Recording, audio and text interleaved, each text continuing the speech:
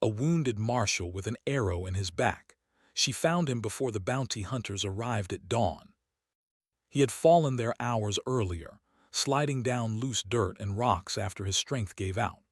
An arrow was buried deep in his back, its wooden shaft broken short, as if someone had snapped it off to make sure it could not be pulled free easily. Blood had soaked into his coat and dried stiff against his skin. Every breath hurt, but stopping felt worse, so he kept breathing, slow and shallow, like a man afraid the air itself might betray him. His name was Eli Warren, and for nearly 15 years he had worn the badge. He was known across 3 territories as a steady lawman, not loud, not cruel, but stubborn in a way that made people uneasy. He did not drink much. He did not gamble. He remembered faces, names, and promises. That alone had earned him enemies. When he rode into town, trouble often left the other way, not because he threatened it, but because trouble knew he would not forget. The night before, he had been riding back toward town with a prisoner tied behind him. The man was wanted for theft, fraud, and worse things people whispered about but never proved. There was a price on the man's head, and everyone knew it. Eli believed the road was clear. He believed wrong.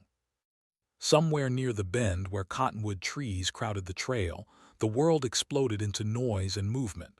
A horse screamed. Shadows moved fast. Eli felt a sharp ooh-da-ah air between his shoulders, like being hit by a hammer made of fire. He remembered grabbing the saddle horn. He remembered falling. After that, time became loose and broken. Now, hours later, the prisoner was gone. So was Eli's horse. The ravine was quiet except for insects and the slow rustle of grass. The town lay just over a low ridge, close enough that he could almost imagine hearing it wake. If he could stand, if he could crawl far enough, maybe someone would find him. But his body did not answer him anymore. His arms shook. His legs refused to move. Each time he tried, blackness crept into the edges of his sight. He knew what would happen when the sun came up. Word traveled faster than horses in places like this. The prisoner would talk. Bounty hunters would follow. They would come looking for a body, dead or alive, and they would not care who else was hurt in the process. Eli had chased men like them before. He knew how they thought. A wounded marshal was worth money, either as proof of death or as leverage. He closed his eyes not to sleep but to save strength. In his mind he counted breaths. He thought of the badge, still pinned to his vest. He thought of the paperwork waiting on his desk, neat and unfinished. He thought of how strange it was that a man could spend his life keeping order, only to be left in the dirt where no one could see him. The night began to thin. The sky lightened from black to deep blue. Somewhere, a bird called once, then stopped. Eli's mouth was dry. His lips cracked when he swallowed. He wondered if this was how it ended. Not in a town square, not with witnesses, but alone, with the sound of his own breathing. He did not hear her at first. She moved carefully, the way someone does when the land itself might punish a wrong step. Her boots made little sound on the ground. She carried a small sack over one shoulder and a short knife at her belt, not for show, but for work. She had been awake since before the stars faded, following a routine that did not change with rumors or danger. Traps had to be checked. Water had to be fetched. Life did not wait. Her name was Clara Hale. She lived alone on a small piece of land 1/2 mile from the ravine. People in town knew her by sight but not well. She traded when she had to and kept to herself when she could.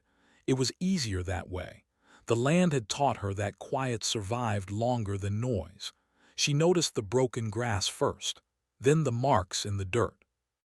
At first she thought an animal had fallen or been dragged. Then she saw the edge of a coat, dark against the pale soil. She stopped moving. Her hand rested near her knife, not drawing it, just knowing it was there. "Hey," she said softly, not expecting an answer. Eli did not respond. His chest rose and fell, shallow and uneven. Clara took one step closer, then another. When she saw the badge, her breath caught. It was dull with dust, but there was no mistaking it. A marshal. Her first thought was not kindness, it was danger. Marshals did not end up in ravines by accident. Where there was one, others followed, and not all of them wore badges. She scanned the land around her, eyes sharp, listening. Nothing moved. No horses, no voices, just the early morning and the insects. She knelt beside him, careful not to jostle his body. The arrow was still there. She did not touch it. She had seen wounds like this before, though never on a lawman. She knew enough to know that pulling it out could kill him. Leaving it could also kill him. Everything about the situation was bad. Eli's eyes fluttered open for a moment. They were unfocused, glassy with pain and fever. His lips moved. "Horse," he whispered. "Don't let them." Clara leaned closer. "Don't talk," she said. "Save your strength." He tried to focus on her face but failed. His eyes closed again. She sat back on her heels, thinking fast. If she left him, he would not last the day. If she helped him, she would paint a target on herself and her land. The smart choice was clear. The right choice was not. Clara had lost her father years ago, taken by men who cared more about reward money than truth. A marshal had come then, too late to save him, but not too late to make sure his name was cleared. That memory rose now, unwanted but strong. She sighed once, sharp and quiet, like someone accepting a burden. "All right," she murmured. "All right." Moving him was hard. He was taller and heavier than he looked. She used a fallen branch as a lever, rolling him inch by inch onto a rough cloth she carried for hauling game. Each movement drew a low sound from his throat, but he did not wake. Sweat stood out on his skin, cold despite the rising light. She dragged him away from the ravine, toward a line of brush that led back to her land. It took time. Her arms burned. Her breath came fast. More than once she stopped and listened, heart pounding, sure someone would appear over the ridge. No one did.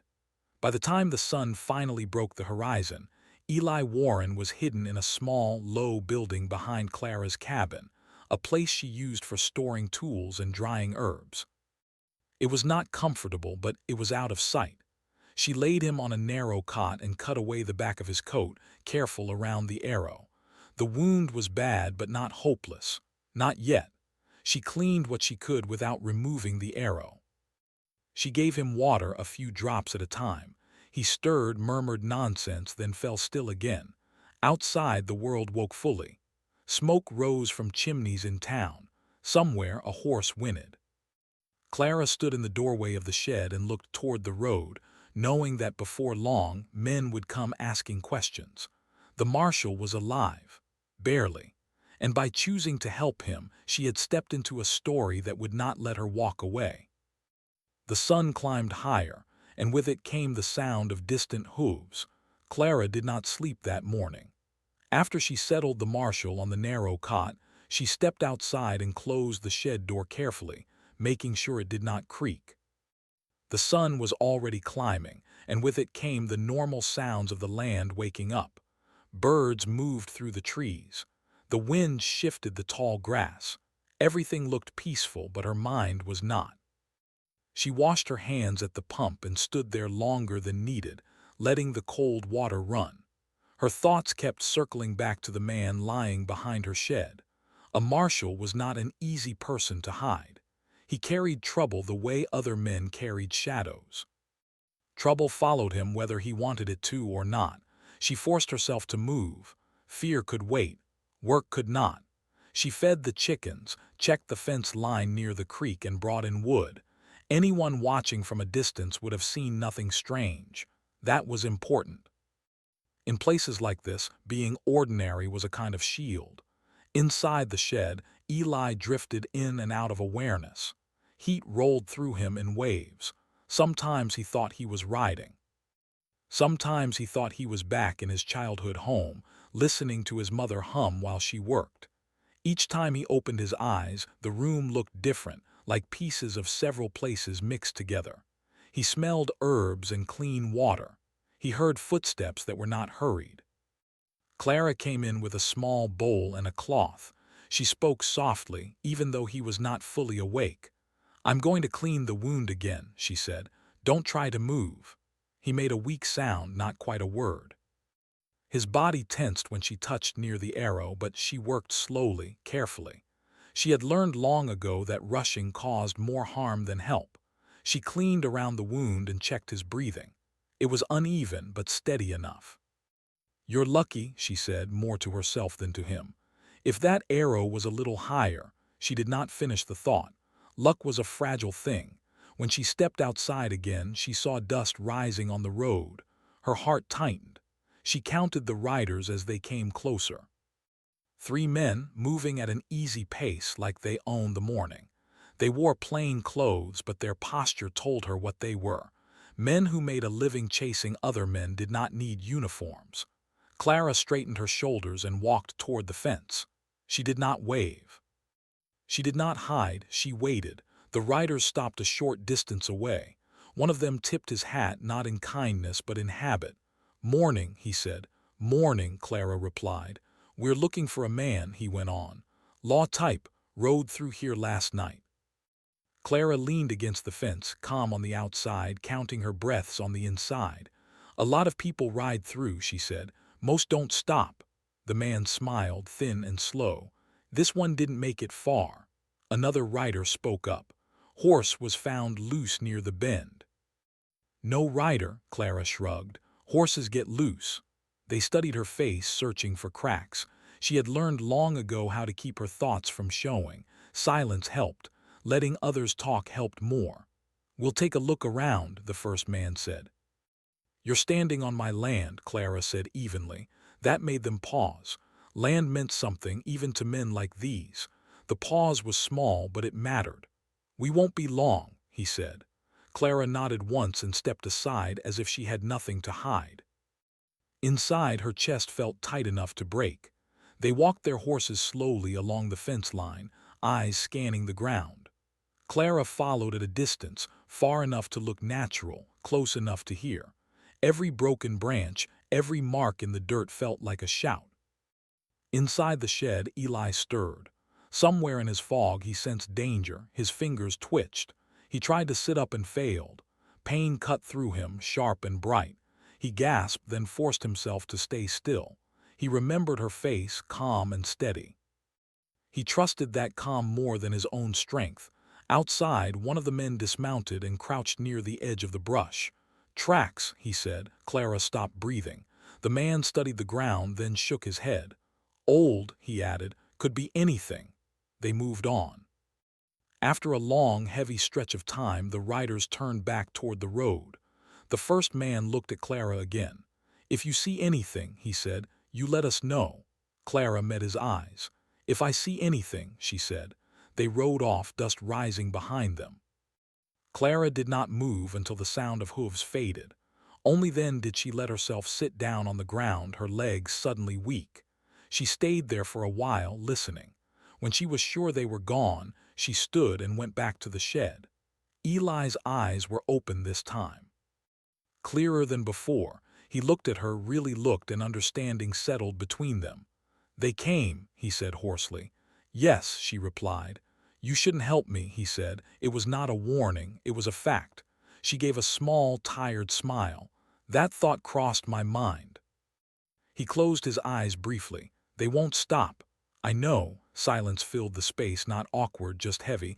Eli spoke again. "My name is Eli Warren." "I know who you are," she said. "People talk." He nodded. "I won't stay long." "You'll stay long enough to live," she replied. That was the closest thing to a promise either of them made. As the day wore on, Clara brought him water and thin broth. Eli forced himself to drink. Each swallow felt like work, but he did not refuse. He had learned long ago that survival often depended on doing what you did not want to do. They spoke little, but when they did, it mattered. He told her the prisoner's name. He told her the ambush was planned. She told him which paths through the land were watched and which were forgotten. Information passed quietly, like tools laid out on a table. By late afternoon, clouds gathered. The light dimmed. Clara closed the shed door and lit a small lamp. Shadows danced on the walls. Eli's fever rose and fell. At times he spoke to people who were not there. Clara stayed with him through it, wiping his brow, steady and patient. Fear still lived in her, but it no longer ruled her. Purpose had taken its place. As night came again, distant voices carried on the wind, men talking, laughing. The bounty hunters had not gone far. Clara looked at Eli, then at the door. "Tomorrow," she said softly, "things will be harder." Eli nodded. "I know." Outside, the land settled into darkness. Inside the shed, two strangers waited, bound by choice and chance, knowing the quiet would not last much longer. Night passed slowly, broken into pieces by the sounds of Eli's breathing and the quiet movements of Clara as she worked. She slept in short moments, sitting on a stool near the cot, her back against the wall. Each time Eli shifted or made a sound, she woke at once. By morning, her eyes felt heavy, but her mind stayed sharp. When the first pale light slipped through the cracks of the shed, Eli was awake. He did not try to move. He had learned his limits.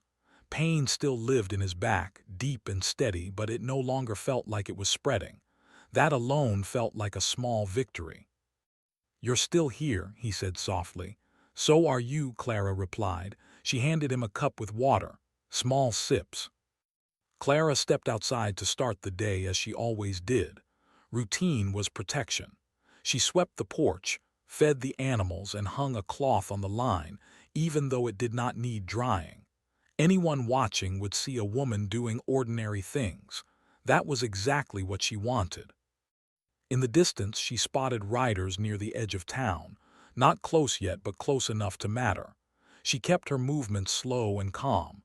Inside the shed, Eli listened. He used the quiet to think.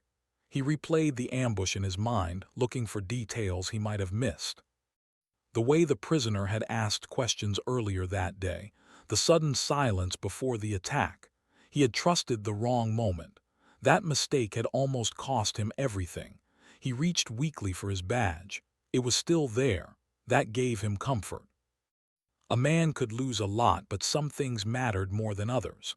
Clara returned with a bundle of dried leaves and roots. She crushed them carefully and mixed them with warm water. "This will help with the heat," she said. Eli made a face. "Doesn't smell friendly."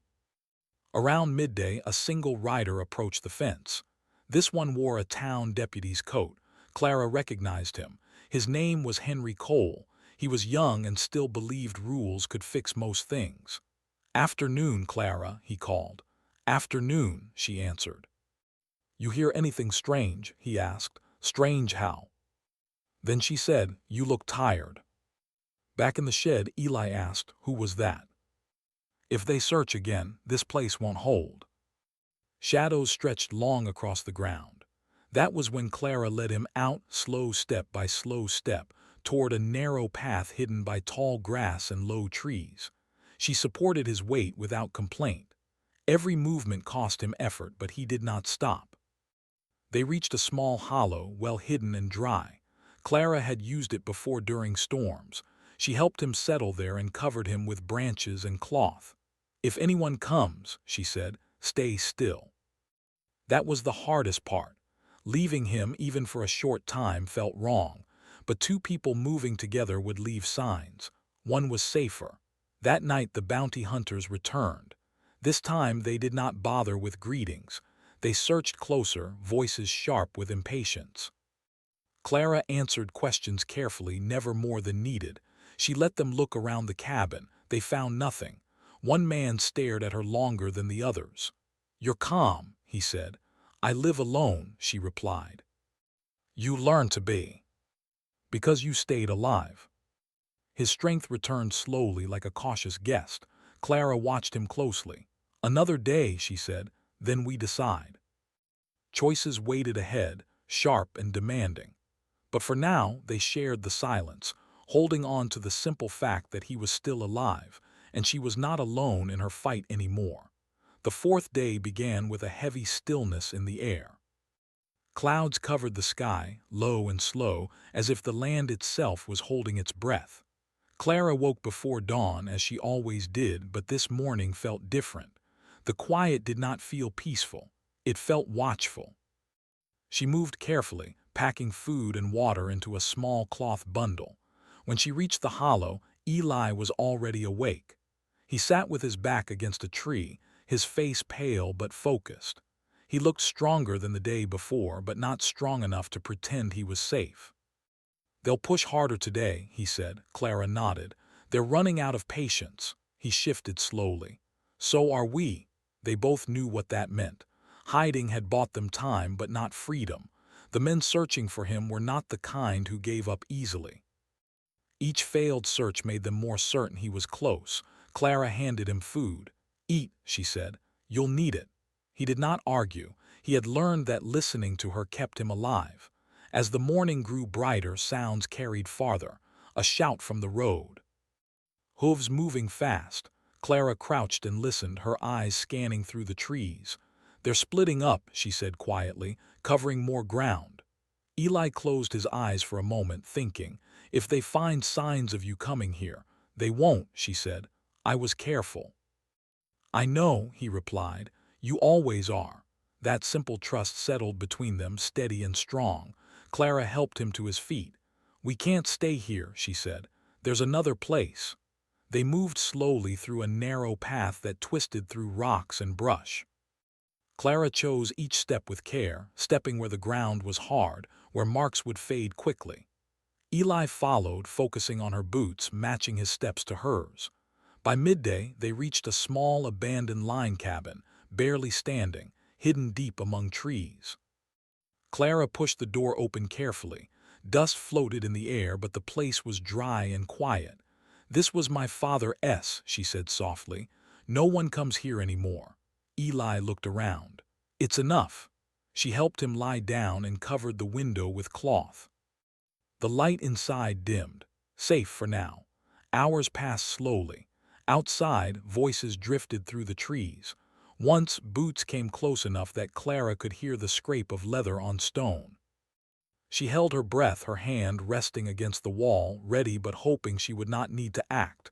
The voices moved on. Eli watched her, seeing the strain she tried to hide.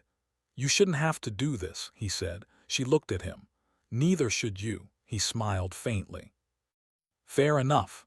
As evening came, the search grew louder. Frustration showed in raised voices and sharper words.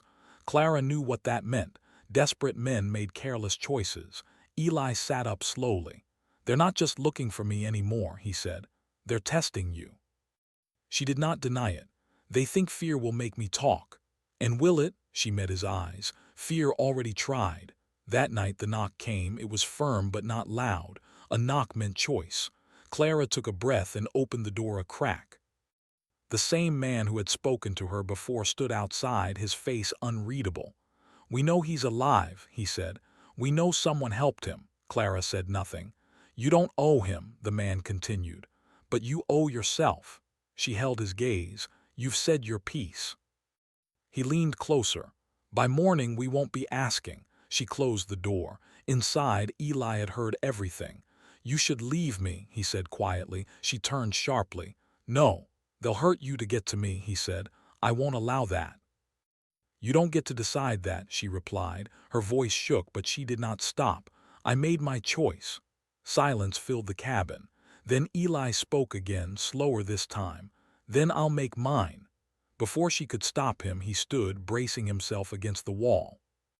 Pain crossed his face, but he stayed upright. "At dawn," he said, "I walk out." "No," she said. "Yes," he answered. "I draw them away, you stay out of it."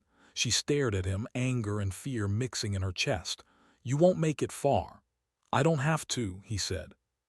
"Just far enough." She shook her head. "You're asking me to do nothing." "I'm asking you to survive," he replied. The night stretched between them, heavy with unsaid words. Clara turned away, her hands clenched. She did not cry. She did not shout. When she spoke again, her voice was steady. "I'll walk with you," she said. He opened his mouth to argue, then stopped. He saw the truth in her eyes. "All right," he said, "but only to the edge." They waited for dawn in silence. Each minute felt long. When the sky finally began to lighten, they stepped outside together. The land looked different in early light, softer, honest. They walked toward the open ground near the road. It did not take long. The men appeared from all sides, cautious but confident. Eli stepped forward, straightening as much as he could. "It's over," he said. "Leave her out of this." The men hesitated. This was not how they expected it to end. Clara stood still, her heart pounding. She watched Eli, saw the strength he gathered from somewhere deep inside. A wounded man standing tall because he chose to, the leader stepped forward. "You're in no shape for this," he said. Eli nodded. "I know." That was enough. Voices rose, tension thickened the air. But before it could break, another sound cut through it. Hooves, fast, controlled. Town deputies rode in from the road, Henry among them. He looked from Eli to Clara, then at the men surrounding them. "Step back," Henry said. The moment shifted. Balance returned. The bounty hunters realized they had waited too long. As the deputies took control, Eli let out a long breath. His legs gave way and Clara caught him before he fell. She held him there steady as the morning fully arrived. The hunt was over. But the cost of it would linger long after the men were gone. The morning did not end with noise or celebration. It ended quietly, the way hard things often do. The deputies led the bounty hunters away without shouting. There were no cheers, no raised voices, only the sound of boots on dirt and horses being turned back toward town. The land seemed to relax once they were gone, as if it had been holding tension in its soil. Eli sat on the ground, his back against a low rock. His face was pale and sweat clung to his brow, but his eyes were clear. Clara knelt beside him, one hand steady on his arm. "You did it," she said softly. "We did," he replied. Henry approached, removing his hat. "You should have told us," he said, not accusing, just tired. Eli looked up at him. "I needed proof first," he said, "and time." Clara walked beside it as it moved slowly toward town. People came out of their buildings as they passed, curiosity written on their faces. Some recognized Eli and looked surprised to see him alive. Others looked at Clara with new interest, trying to place her in a story they thought they understood. At the edge of town, Eli reached out and touched Clara's hand. "You don't have to come farther," he said. She shook her head. "I want to see this finished." They took him to the small clinic near the square. The doctor worked carefully, slowly, with hands that knew when to be gentle. Clara waited outside, sitting on a bench worn smooth by years of use. The sun climbed higher. Time stretched. When the doctor finally came out, he looked tired but satisfied. "He'll live," he said. "It will take time." The arrow was removed carefully and the wound was cleaned and watched. Each day he grew a little stronger. He walked short distances, then longer ones. He listened more than he spoke. The prisoner was caught again, this time with help from proper channels. The planned ambush came to light through quiet work and patient questions. Names were written down. Truth moved slowly, but it moved. Clara returned to her land after a few days. Life waited for her there, unchanged and demanding. She repaired fences, tended her animals, and worked the soil. But things felt different now. Not worse, just fuller.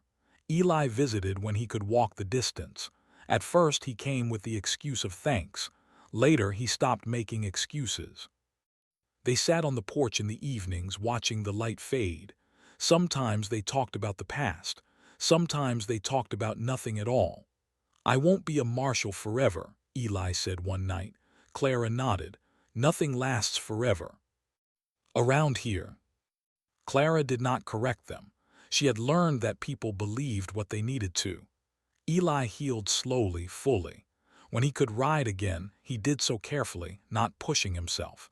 He still wore the badge, but it no longer defined every breath he took. One morning he came to her land with papers folded neatly in his pocket. "I resigned," he said. She did not look surprised. "What will you do now?" The land turned green, then gold. Life continued as it always had, but now it did so with shared work and shared silence. They did not rush anything. They had learned the value of patience. Sometimes at dawn, Clara would catch Eli standing at the edge of the field, looking out across the land. When she joined him, he would reach for her hand, grounding himself in what was real and present. Neither of them forgot the ravine or the long nights of waiting. They did not need to speak of it. It lived quietly inside them, not as fear, but as understanding. In the end, the story was not about a wounded Marshal or the men who hunted him. It was about a choice made in early light and another made before dawn. It was about survival, yes, but more than that, it was about what remained after survival was no longer the only goal. The land kept its silence, and in that silence they found peace.